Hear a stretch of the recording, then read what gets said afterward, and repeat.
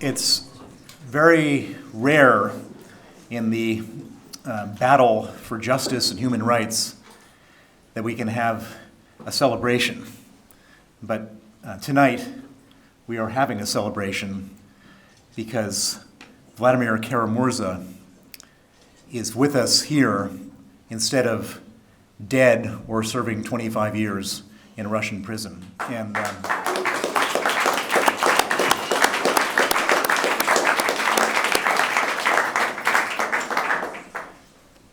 Putin doesn't like Vladimir. Putin doesn't like Vladimir because Vladimir was responsible for the Magnitsky Act along with me, and Vladimir was not intimidated by any of the threats and bullying that Putin does. And Vladimir showed no respect to Vladimir Putin, and that's the most harmful sin you could do. And so as a result, Vladimir was sentenced to 25 years, which was the longest sentence of any political prisoner in Russia. He was sent to Siberia. He was put in solitary confinement, having been subjected to 2 poisoning attempts before, which left him disabled with all sorts of side effects. And so the fact that Vladimir is here is just truly the most remarkable thing. Now, in order for Vladimir to be here, it required the efforts of an unbelievable number of people all over the world.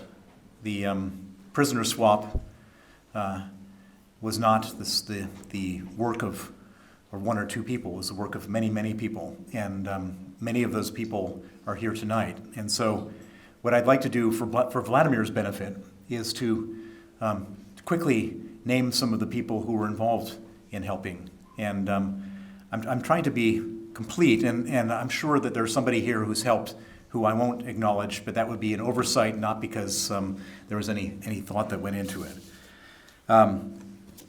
First of all, I'd like to focus on some of the politicians and government officials, and this is not in alphabetical order, it's just in whatever order they came into my head. Do we have Lord David Cameron? Is he still, he's already left? He's been called by somebody. Well, he was here briefly. We had a nice meeting with him and Vladimir and his family, and he played a very crucial role and an important role. The British policy is not to do prisoner swaps, but he played a role doing everything up to talking about a prisoner swap, talking to every other foreign minister who was involved, talking to the Germans, talking to the Americans, talking to everybody, and most importantly, talking to us, to me and to Vladimir's family, so that we could actually coordinate and work together. And so he deserves a big credit. I'd also like to thank Alicia Kearns, who is head of the Foreign Affairs Select Committee and who screamed bloody murder at every moment that she could. Where is Baroness Kennedy? Is she here? Well, she should be here, but Baroness Helena Kennedy, who has been our friend in the House of Lords, and Evelina Okab, who works for Baroness Kennedy, who is also every time there was something to do, the two of them made sure it happened. I'd like to mention Tom Tugendhat, who can't be here because he's involved in in all sorts of stuff.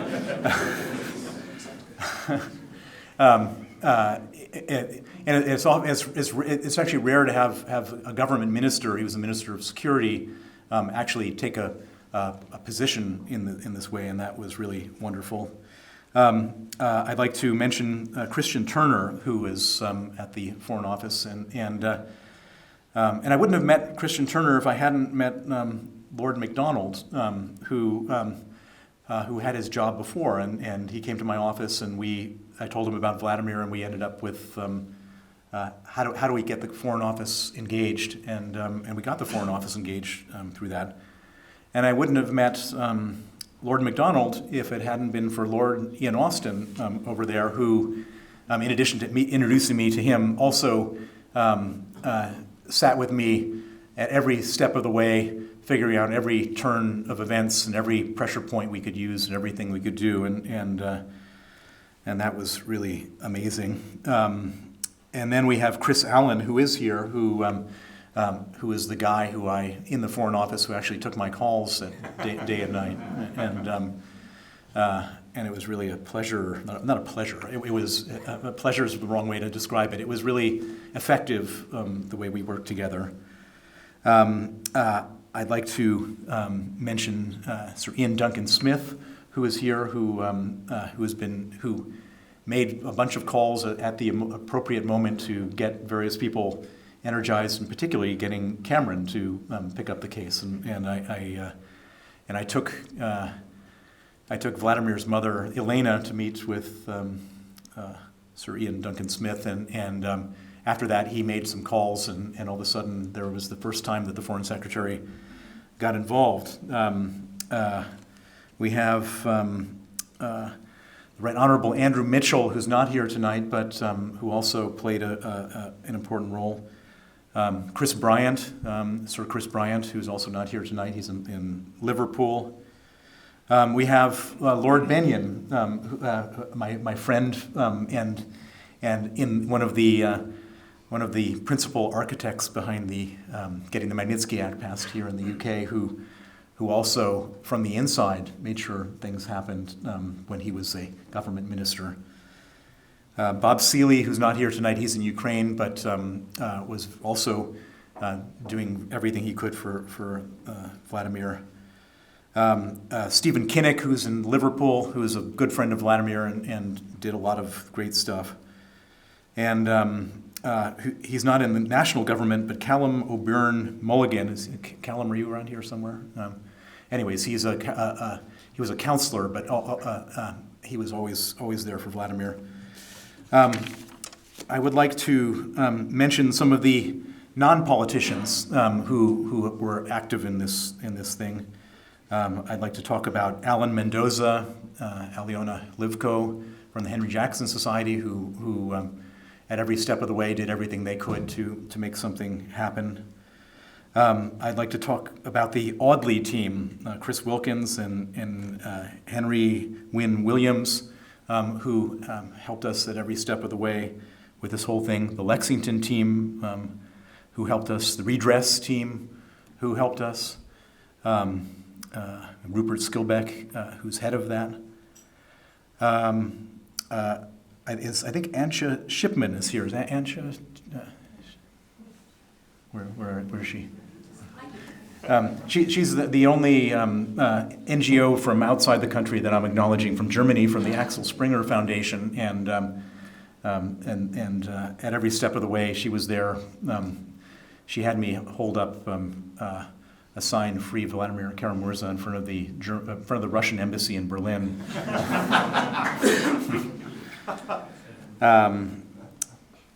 There's a lot of people internationally who helped, but I'm focused, other than Ansha, on the British angle to the whole thing.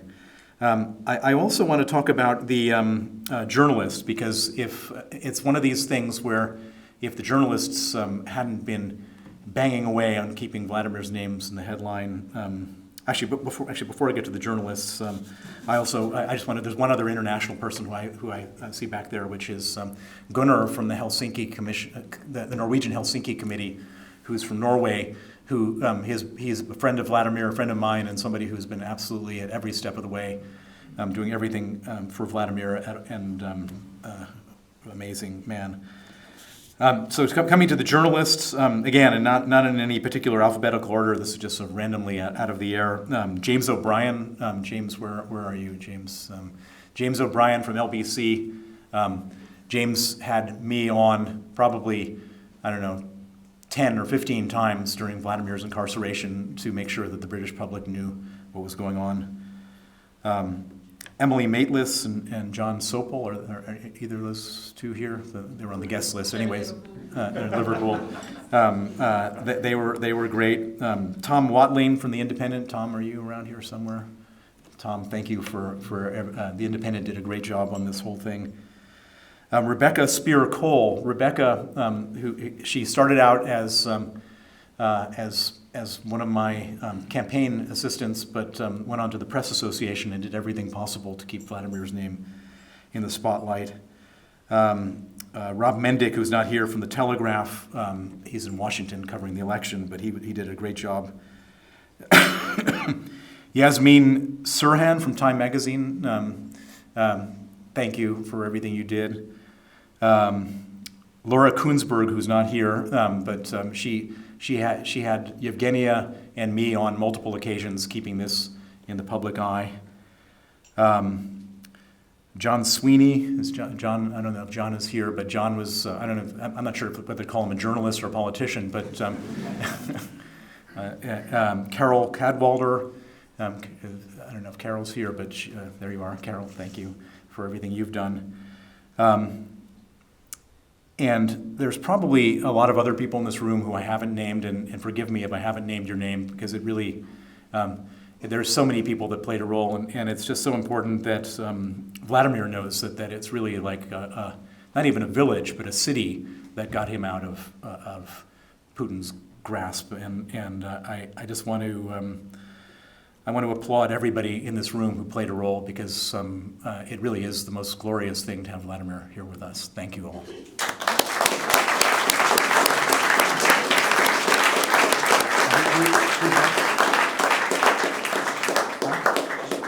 What's that? Alicia. Okay, good.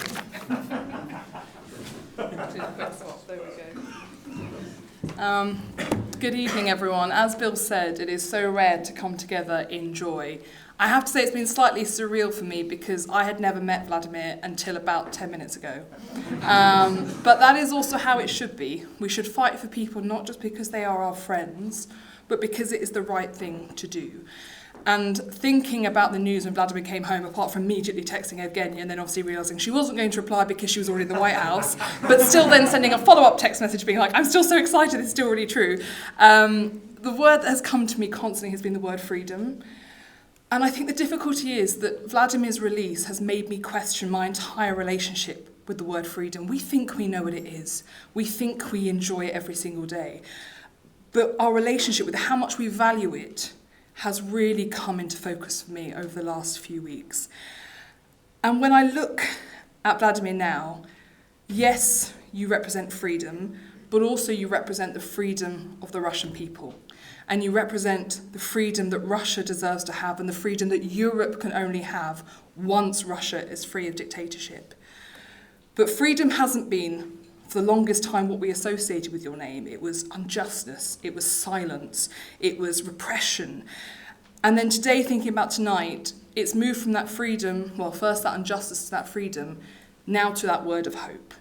And what you represent now, that your voice is free once again, is that hope that we share in this room, and that we have to remember every single day, which is a hope for a free Russia, a hope for a democratic Russia, a hope for a Europe that is free. And that is what you will now represent. And I know that you will continue to fight for all those who are held as political prisoners, because there are so many. And in all of us in this room, that city that Bill has built, because it is you, Bill, that went round and built that with Evgenia and with Vladimir's mum, that city has to stay together. We have to recognise it is incredible that we have come together in the way we have, but there are so many who don't have a city behind them. So we now have to be that for them. And you will always have an ally in me. But you will also have an ally in your wife. And I want to talk about Evgenia briefly, because we were here in this room 4 months ago.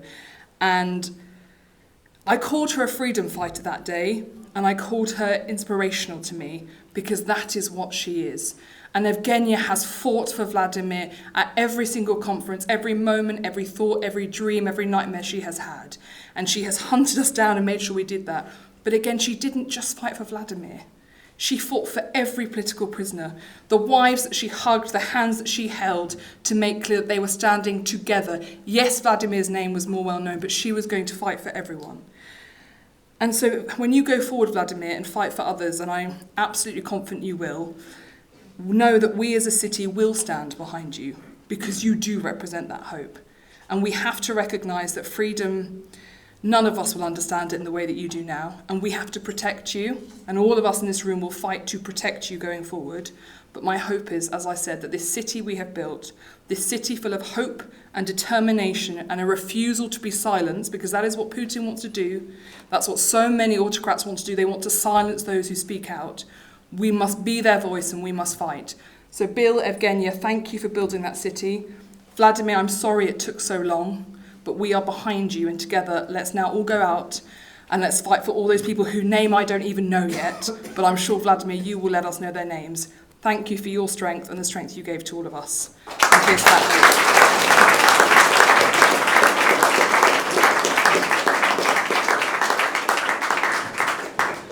I'm sorry, this will start to be a queue of politicians, and I therefore, as all been said just now, I just want to say a couple of quick points about this. First of all, it seems important that I remember the dinner, Bill, that your awards dinner, where I was at that dinner that night.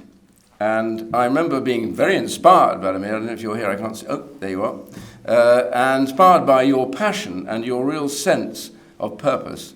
And you said to me almost at the last bit of the dinner, talking to everybody else, and you said, that's why I'm going back. And my jaw dropped. And I just said, why? And you said, because I have to. Because if I don't go back, then what will all the others think about us, that we fled and we never stood up against this tyrant? And all of that followed, that has stuck in my mind constantly.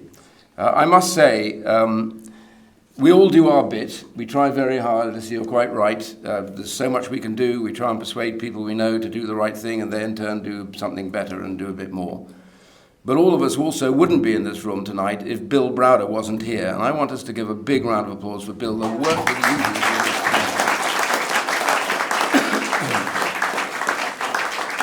did. And I just want to end on this.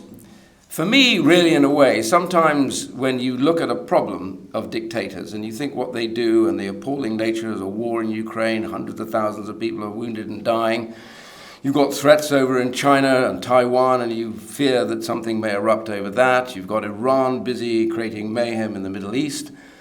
And you think to yourself, the darkness is growing and we don't know how to deal with it. And then just suddenly, when you think all is lost, a little bit of light shines through the darkness.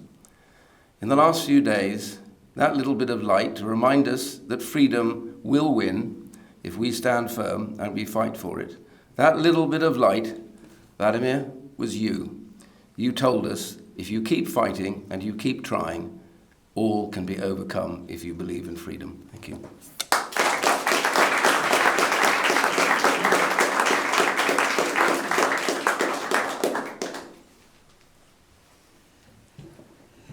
Hello, my name's Helena Kennedy, and I too want to add my voice to those who've spoken already, and to say how happy I am to see you, Vladimir, again, and to say how incredible it was working with your incredible wife in the business of making the public aware of what had happened in relation to you and the great and courageous man that you are. But I do want to add to the words that have been spoken by Iain Duncan-Smith in recognition of you, Bill, because people should know that the law in the United Kingdom to this day is still that we do not trade. We do not do exchanges for political prisoners.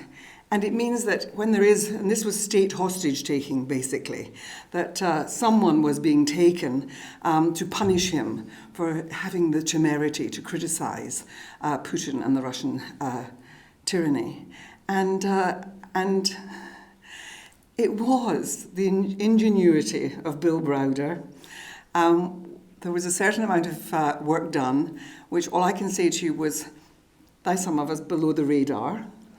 And persuading, given that our state does not trade as a matter of policy, which we've got to change, it was by very subtle and careful moves that it was possible to shift this from being an exchange by one American for the prisoner who was in Germany.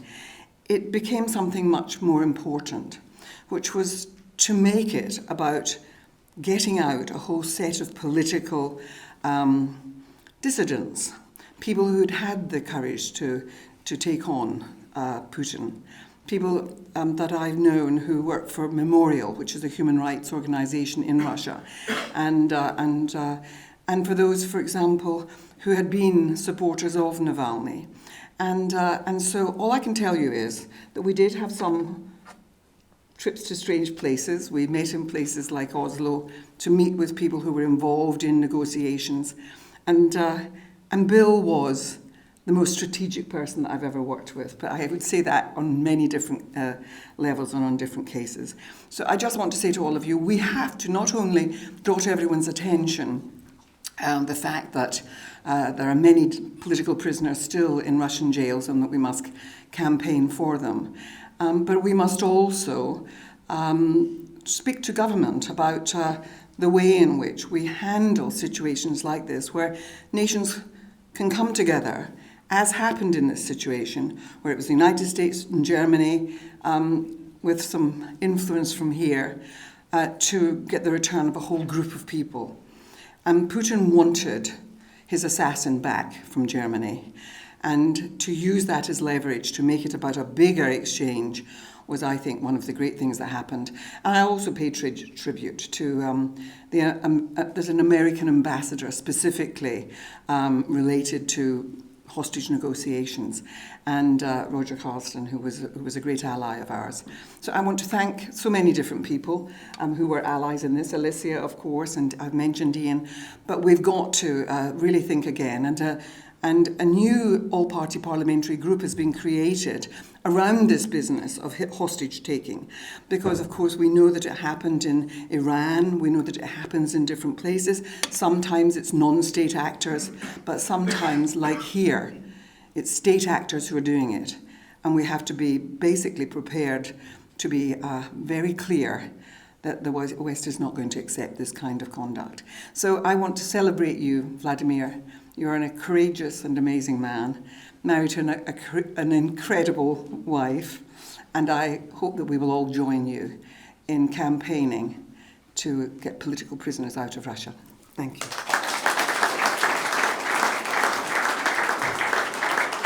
So we're moving on from politicians to the family of Vladimir, and Elena, Vladimir's mother, where is she? I want you to come up here. And I should point out that she says that she doesn't give good speeches, but she gave the most unbelievable speech on the 2-year anniversary. Come up here. And then. I have notes this time. I was unprepared last time. So, ladies and gentlemen, dear friends, my beloved family, I feel sort of a déjà vu. It's kind of inverted déjà vu, because we're in the same room. I see many of the same faces, but the mood is quite different. So last time I was standing here on the 11th of April. It was, by the way, the 2nd anniversary of Vladimir's arrest. And now, a little bit over 5 months, the change is enormous. And at that time, my mood was a mixture of hope and despair. Hope, of course, because I saw so many friendly faces. I knew that so many people were helping actively, and so many people showed their support and solidarity. But despair, of course, also because at that time, Vladimir was sitting in the maximum security penal colony number 7 in the Siberian city of Omsk, where he was placed at the end of January as the most dangerous criminal, because he was not like any other criminal. He was sitting in strict isolation in the special punishment block for some imaginary violations of the order of serving his sentence. I cannot tell you how ridiculous, how grotesque the accusations had been. And now, of course, I'm feeling quite different. I'm feeling a mixture of elation and disbelief. Elation for the obvious reason, and disbelief because it's still difficult to grasp that the miracle has actually happened, and it was a miracle. I've known Vladimir literally his whole life, as opposed to Alicia. And I'm not going to embarrass him by praising him. That would be also out of character for me. My son still complains that as a mother, I was too demanding. It may well be true. However, he surpassed my expectations by far. He didn't just live up to them. So I sometimes think it would be nice if you could slow down, take a break, go on a holiday, do something else, but I don't think there's much chance of that. I'm sure that he will continue his fight, the fight for his cause as he sees just. And in this case, I can only offer him my unwavering support and my unconditional love. So this time, hope has conquered despair. But it would not have been possible if so many people hadn't worked on that. And I can only name a few, of course, of those, and concentrate on those in this country, on those who helped to this miracle happen, to bring this day closer. And first of all, my deepest heartfelt gratitude to Bill and Maria Browder. Bill is a torpedo. When he gets going, there is no way stopping him. And Gott sei Dank, he is on our side. Gott sei Dank, sorry, thank God, Maria is at his side. And Gott sei Dank, he has an excellent team behind him, because it's very important to have a strong rear. Thank you, Vadim, who is not here. Thank you, Ivan. Thank you, Risha, Eliza, and last but not least, Jonas, the tireless and the tearless, the fearless. Because of the recent change in the UK government, I had the honor and the privilege to meet both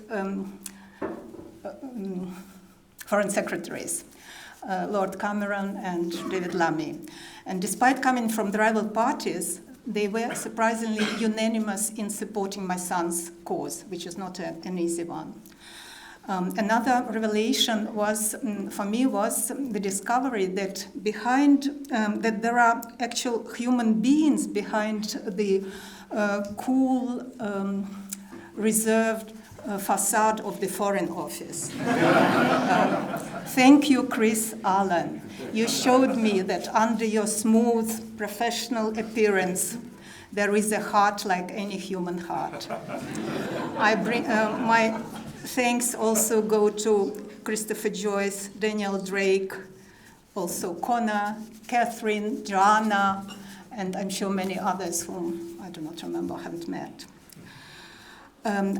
I also would like to mention some people that were not mentioned here, namely the staff of the British embassies, both in Moscow, where they offered me refuge should things become too tough for me in Russia, and in Berlin, where my permanent contact was Tom Regan, Councillor Tom Regan. He was my guardian angel. He was always there when I wanted him.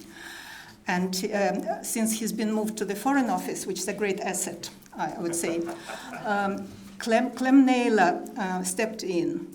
And he was surprisingly, amazingly prepared and willing to go beyond his job description, because he voluntarily accompanied me on my most adventurous trip, overnight trip, from Berlin to Koblenz, where my son, with the other freed Russian political prisoners, put in the military Bundestag military hospital.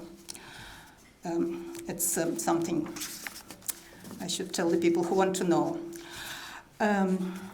So I need to mention, people who had been mentioned here already, that MPs from all parties independent, they were putting pressure on the executive powers. They were not letting go.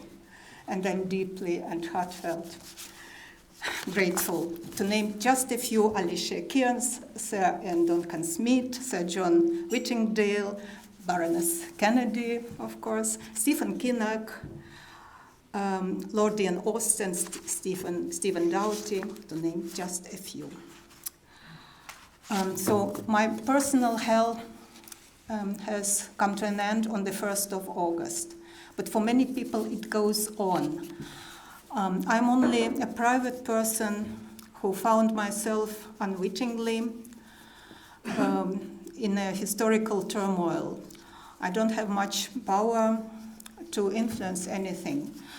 But therefore, my call to all those who have the opportunity to change the world for the better, please carry on. There is a lot of work to be done. Thank you.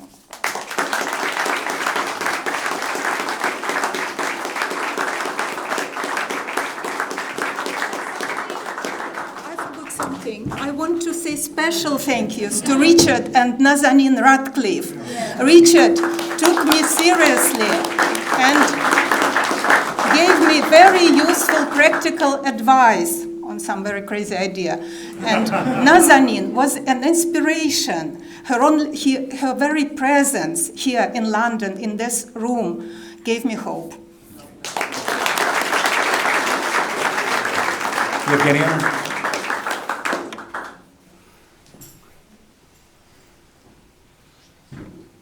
Well, this time Elena and I switched sides because with all our crazy schedule, I come unprepared. But I am truly, truly grateful to both Bill and Elena for mentioning basically everyone whom I very much want to thank from just deep down in my heart. I am so overjoyed to see so many friendly faces in one room. And it is indeed a much better occasion than the one we had in April. And I want to say a special thank you to Bill and Maria, who have been my warriors, who have held me by the hand, guided me, consoled me, who have been there to build this city. So thank you very much for bringing amazing people together, strong people, fighters, people who believe in the good, who believe that the good will prevail against all odds. Thank you very much, Bill, for putting this city together. Our family has been on an emotional roller coaster since August the 1st. And because we just, right away we jumped into the work, we have not had time to process anything. When people ask me how I feel, I honestly have no answer. I don't know. I don't know what it is I feel. I feel joy and I feel pain. I feel joy because my husband is here, because he gets to hug our kids, because I get to touch him, and actually make sure that he's there, he's real. We get to laugh and to cry together, we get to argue, we get to do everything a normal couple, normal family does. There is a lot of hugging and kissing involved as well. So I'm overjoyed, of course, at having him back, relatively healthy, that I'll deal with, and yet again, alive, for the third time. He's used all of his computer lives by now. But for the third time, he survived a third time, 2 comas, 2 assassination attacks, and then these 2 years and 3 months imprisonment, out of which he spent almost a year in solitary confinement with practically no contact with the outside world in a small cell. And here he is, unbroken, standing tall, still continuing to inspire people. So I'm overjoyed at having him back. But I do feel pain, because this regime, the war that the Russian state launched against Ukraine, has affected millions of families. Millions of families have been separated, have been torn apart by the war in Ukraine, by repression in Russia. And when I look at Vladimir with our kids, I cannot not think about Masha Ponomarenko and her daughters. I cannot not think about Alexei Navalny's lawyers who don't get to see their kids, Vadim Kobzev, Alexei Liptser. I think about Natalia Filonova in Buryatia, whose son was taken away from her and placed in an orphanage. This boy, by the way, is almost 18, ready to be shipped off to Ukraine, you know. I'm thinking about Yegor Balazeykin and the interview with his parents that I read just this morning. Yegor is almost the same age. He's actually younger than our oldest daughter. She's 18. Yegor was sentenced to 6 years in prison when he was 17 for a failed attempt to set a conscription center on fire. He's not getting correspondence. Surprise, surprise. That this boy, I look at him, I look at Daria Kozyreva, a girl who's facing years in prison for quoting from Ukrainian poet Taras Shevchenko. I look at these kids, I look at these people, I think about them daily, and I know that they are that Russia that we all want to see. They're the faces of that Russia, that free and democratic Russia that will live at peace with itself and its neighbors. So I believe that we need to fight for their survival. We need to make sure that they survive this ordeal and that they're there to rebuild the country from scratch after this monster is taken down and faces trial for all of the awful crimes committed against the Russian people and against the Ukrainian and against the Georgian, and we can go on and on. This is, to me, this is something very close to my heart. Now that I have my best friend, my husband, the father of my children back, I feel pain for all the other families that are still separated, and I believe that it is my duty to continue fighting for them.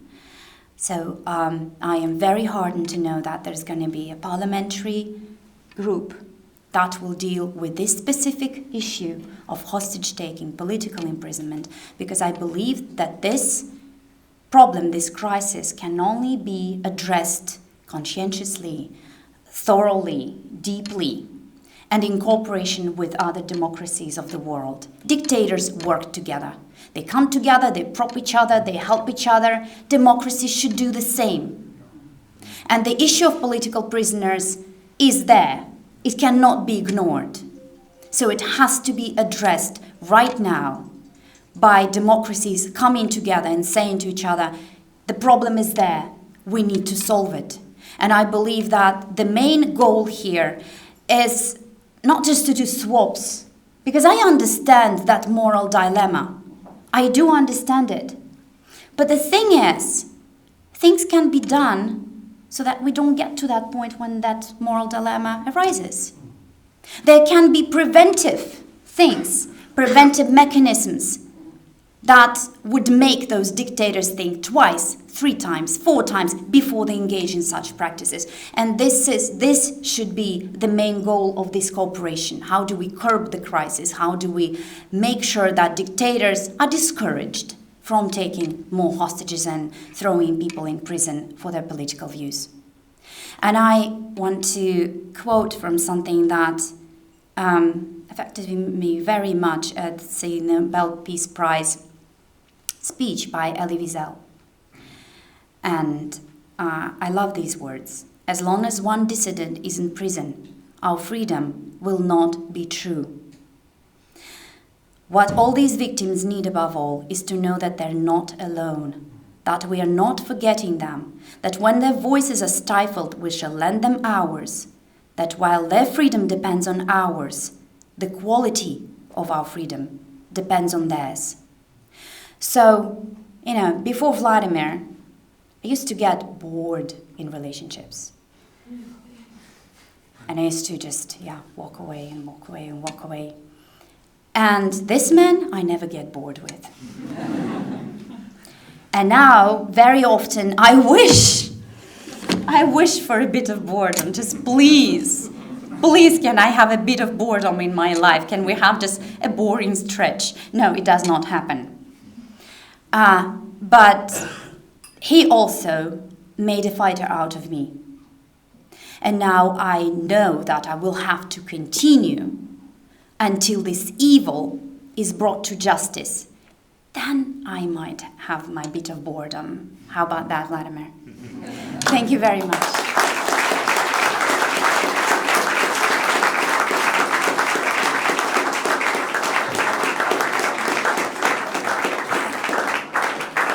When Vladimir went to jail and Evgenia and I started to go around the world, I discovered that she was actually as good or maybe even a better politician than Vladimir. And so, Vladimir, come up here and let's...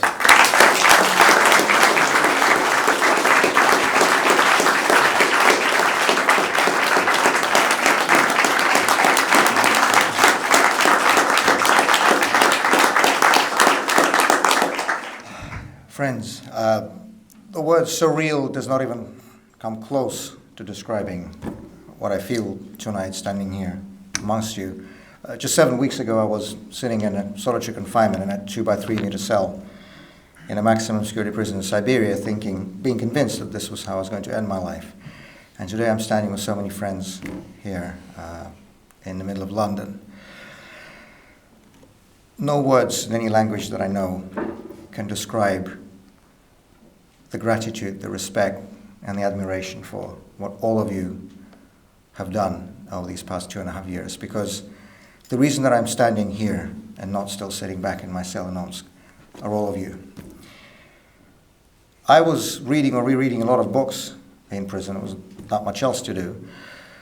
And among many other books, I was rereading memoirs from Soviet dissidents, the people that I most admire, the people who to me are the real heroes of the 20th century in our country, the people who had the courage and the tenacity to stand up to a murderous, oppressive regime, even at the cost of their own personal freedom. And among the books I reread was a book by Vladimir Bukovsky, a very prominent Soviet-era dissident, called To Build a Castle. It was about his own experiences in the Gulag and his own imprisonment and his own struggle against the Soviet regime. And it was astonishing just how nothing has really changed in our country, down to the smallest details. Everything was the same, from the day the way the prison day is structured, to the way the guards speak to you, to the way the cell looks, and so on and so forth. Little did I know that the end would look the same as well. He was the first one to have been exchanged in this exercise back in 1976. One of the things that Bukovsky wrote, and that really stuck with me, was that at some point in his life, he wrote, he'd realized that the biggest value, the biggest riches any person can have in their life are their friends. And I fully share the sentiment. And by that standard, I must be the richest person in the world. Because the only reason that this exchange, the only reason that this miracle, this is the only way I can describe it, happened last month, is because of everything that you have done over these past years. Because of all the articles, because of all the speeches, because of all the press releases, because of all the public events and letters and briefings and everything that all of you have done in your different ways, in your different places, to make sure that people will not forget. If I were to mention everyone to whom I'm grateful for this miracle, we would be here until tomorrow. So I just want to add my voice to the previous speakers. But I'll mention one name that because Bill himself, in his usual modest ways, has forgotten to mention. And I've had the honor and the privilege to know our host tonight, Bill Browder, Sir William Browder, excuse me, for the past, I believe it's 14 going on to 15 years. And Bill is a force of nature. He's indefatigable, unstoppable, amazing. And as my mother said, when he sets his mind on something, that thing will be done. When I had my sentence pronounced at Moscow City Court in April of last year, just before my final statement to the court, for which I was given just 40 minutes, just sort of scrambled in a cage with a pen and paper, the judge turned to me and said that if I express remorse for what I've done, this can have a positive effect on my sentence. And I didn't have too many reasons to laugh during that trial, as you can imagine, but that remark really didn't make me laugh, because I said to him, and I said it in that final statement to the court, that not only don't I have any remorse for what I've done, but I'm proud of it. And one of the things that I'm most proud about, Bill, was joining you in a campaign to get the Magnitsky laws passed in so many countries. And I see many friends in this room who have helped us on this way in countries across Europe and North America. And in letters that we exchanged with Bill just a few months ago, over the summer, I wrote to him that I was learning Spanish in prison, because that's one of the few ways not to get crazy when you sit, and I mean it's in a literal sense, when you sit all the time in solitary confinement in a small sort of cupboard-sized cell every day, and not able to speak to anyone, not able to do anything, not able to go anywhere. You have to occupy your mind and your time with something, and learning a new language is sort of one of those things that helps you achieve this. And I wrote to Bill that now that I know Spanish, if I ever get out, and it was an easy promise because I didn't think I was ever getting out, but I said, when I do, and if I do, let's go and take the Magnitsky Acts to Latin America. So, Bill, amazingly and completely surreally, here I am. I'm used to keeping my promises, so let's go and do it together. Avancemos, vamos y venceremos, juntos. And I just want to say a few words about my amazing family who stood by me all of these past 2.5 years, and really so many years before as well.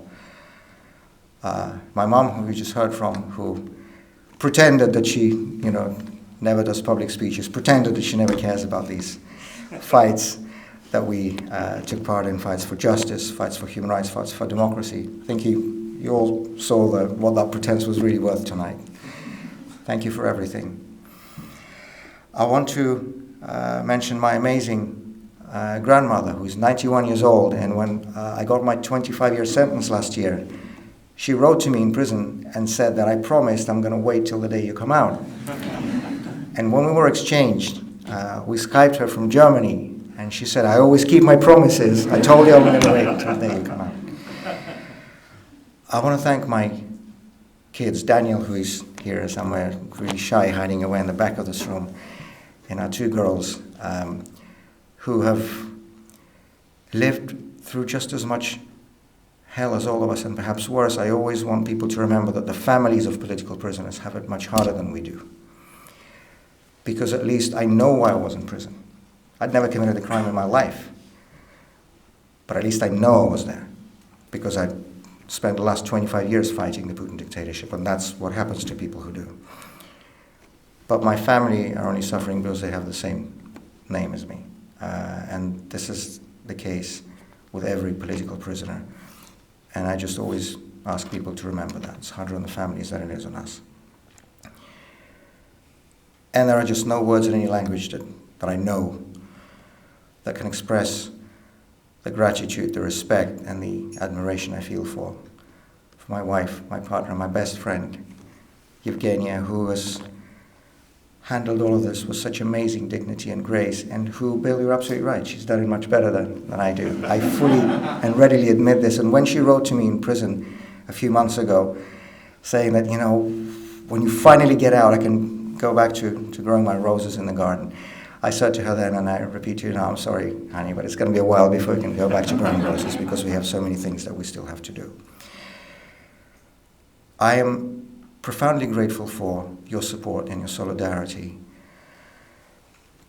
not just on a personal level, although that is just so unbelievably important for someone in such circumstances, but I'm so grateful for your support and solidarity to all the political prisoners of Russia. Because this exchange that happened last month was described many times in the press as historic, because it was the largest East-West prisoner exchange since the time of the Cold War, and that is absolutely true. But what made it really historic to me was that this was the first East-West prisoner exchange in 38 years that freed not just Western hostages, not just intelligence operatives and so on. These exchanges happened from time to time. But it was the first exchange in nearly 4 decades that actually freed Russian political prisoners. The last time this happened was in October 1986 with Yuri Orlov, the founding chairman of the Moscow-Helsinki group, when President Reagan told Gorbachev that he's not going to go to the summit in Reykjavik unless Orlov is exchanged. That was the last time this happened. Because this was such a powerful message that went well beyond any of our individual cases. A message that the free world knows that the real criminals are those who are sitting in the Kremlin and who have started this war, and not those of us who are in prison because we oppose it.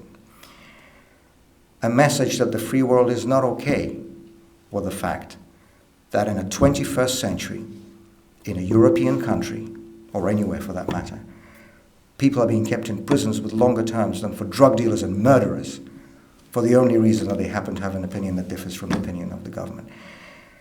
And that was a message whose power and whose symbolism is difficult to overstate. And now that the 16 of us have been rescued from that hell of Putin's modern-day gulag, I wake up every morning and I go to bed every night thinking about all of those who are still left behind. Because today's Russia holds more political prisoners than the entire Soviet Union did in its later years in the 1980s. And the fastest growing segment on that list are Russians who oppose Putin's murderous and aggressive war on Ukraine.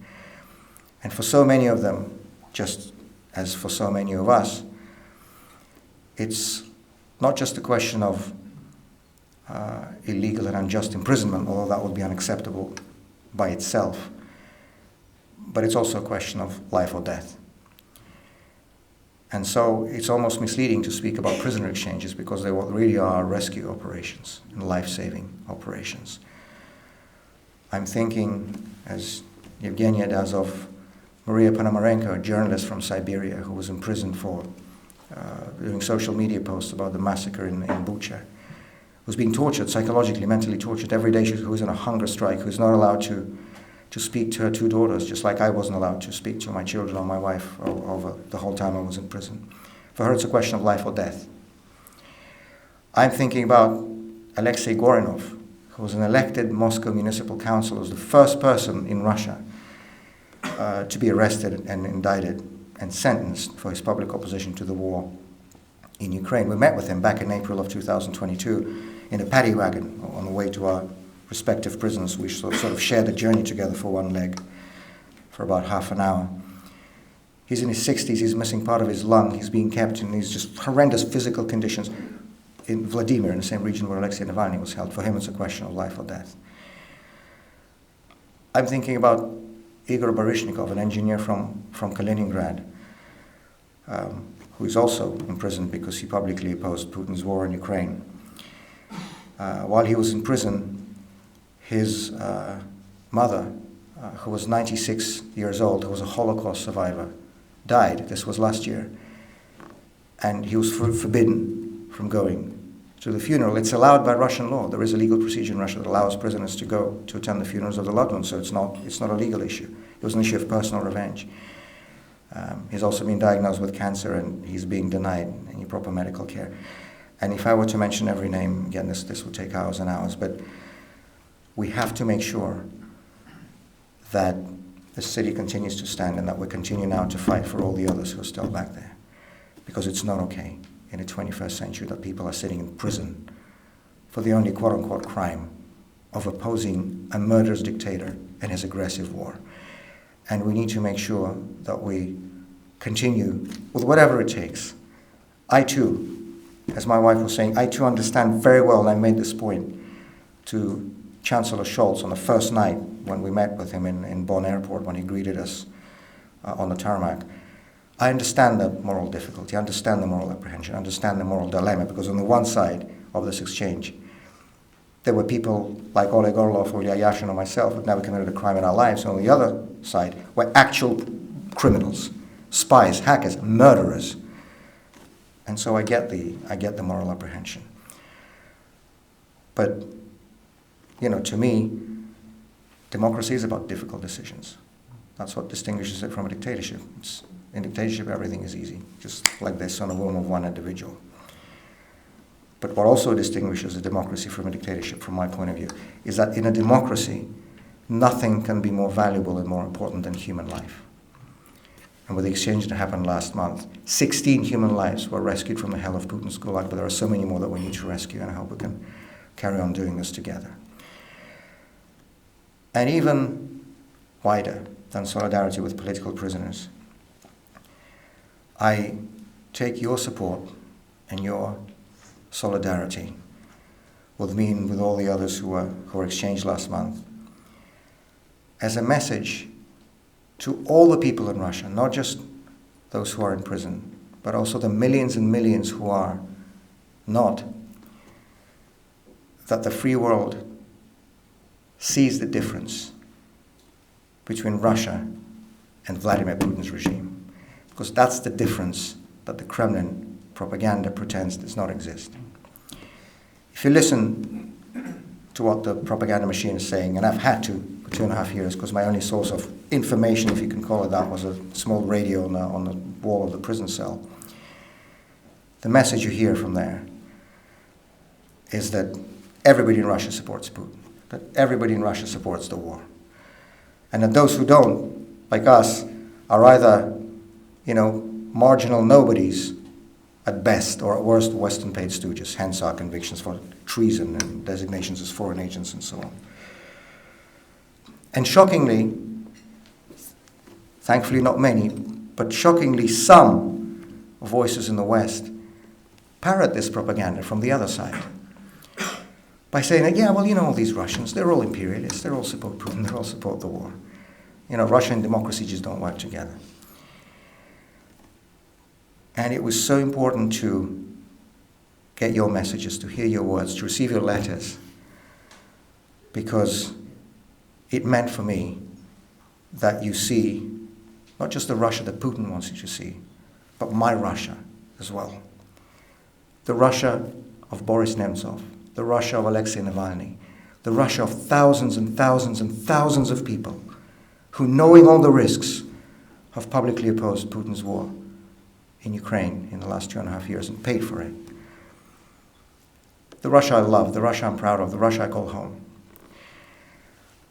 I've received glimpses of this Russia in the thousands of letters I would get every month from all over the country, from people I'd never met, from places I'd never been to, some of them I haven't even heard of. I've seen that Russia in the tens of thousands of mostly young people who turned up to these spontaneous demonstrations after Alexei Navalny was murdered in February of this year. People who knew that there would be police and secret agents everywhere with cameras, and the faces would be recorded and names would be taken. And many of these people were saying goodbyes to their loved ones that morning because they weren't sure if they'd ever come back home that day, but they still went, tens of thousands. We saw those glimpses also earlier this year in February, when the sole anti-war candidate tried to run in a so-called presidential election. Of course, he was not allowed on the ballot. People who oppose Putin never are. But that was almost beside the point, because it was amazing to see the public reaction when that campaign appeared. All the letters I was getting in the month of February were about hours-long queues all around the country, in large cities and small towns, of people who would wait, for 2, 3, 4 hours just to get their signatures on the petitions to have this guy on the ballot. People, I would add, who are prepared to leave their names, their home addresses, everything, all their personal information on these official petitions. And since being out of prison, I've seen some of the videos and some of the photos from those queues, and it was amazing. I remember one young girl from Novorossiysk, which is a town in the south of Russia on the Black Sea. She wrote to me. She was describing how she'd waited, for 2 hours in that line to sign this guy's petition, and that so many people around her were young, late teens and early 20s. And she ended that letter. I'll never forget that. She ended it by saying, "I didn't realize how many of us there are." That's the Russia Vladimir Putin doesn't want you to see. And we are so deeply grateful, and I know I speak not only on behalf of myself, but on behalf of so many of my friends and colleagues. We are so grateful to people in the free world when you do. Thank you so much, Alicia, for finishing your remarks with a look forward, a look into the future, and talking about the freedom not just of individuals and political prisoners, but talking about the freedom of Russia generally. Because I'm a historian by education, not just a politician. And we know from the modern history of Russia that major political changes in our country happen suddenly, unexpectedly, when nobody is ready for them, nobody sees them coming, and nobody prepares themselves for it, and that's the key point here. And so, when people say that Putin's regime is strong, that it's stable, that it's forever, I think back to the Roman Empire, which was also pretty strong, pretty stable, then it collapsed in 3 days. I think back to the Soviet regime, it's pretty stable and strong too, and then it collapsed in 3 days also. This is not a figure of speech, this is very literally in 3 days, and the latter one I remember myself as a child. That's how things are going to happen in Russia next time as well. None of us in this room or anywhere knows exactly when, exactly how, exactly what circumstances, but it will. And I consider it to be my responsibility, alongside my colleagues in the opposition and civil society, to make sure that we are ready for that moment of change. Because we cannot do what was done back in the 90s. We cannot botch that democratic transition. We cannot miss that opportunity. We cannot get it wrong again, because the consequences of what went wrong last time, well, we're still living with those consequences today. Not just we in Russia, but people in Ukraine, people all over Europe. And when I say we should look ahead and prepare for that time, I don't mean just us Russians, I mean all of us, including our friends and partners and neighbors in Europe and elsewhere in the Western world. Because, as has been said already here this evening, I'm firmly and fundamentally convinced that the only way we can have long-term peace, stability and security on the European continent is with a free, peaceful and democratic Russia. That is the only solution. As a historian, I know that that day will come. The arc of history, as they say, may not bend as fast as we'd like, but it does bend towards liberty. Russia will be a democratic country. I know that day will come, and I look forward to working with all of you to bring that day a little closer. Thank you so much.